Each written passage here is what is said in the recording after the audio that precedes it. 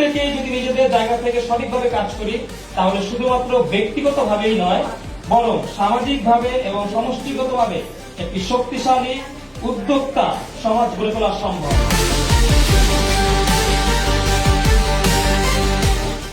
ঠিক তেমনি আমি দিয়ামণিকে কাছে পা করে সুন্দর জায়গায় যাচ্ছে দেখতে পাচ্ছি।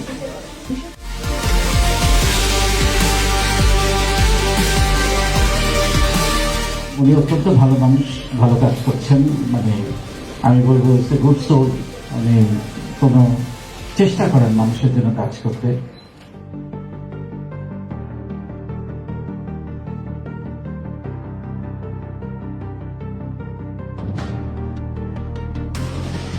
কন্টেন্ট দেখার প্রথমেই আমাদের মাথায় হিট করে হচ্ছে ইমোশনাল ব্রেন। তার মানে হচ্ছে কি গেম খেলতে হবে ইমোশন দিয়ে।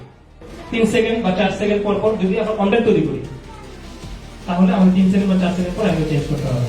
তো কিছুদিন আগে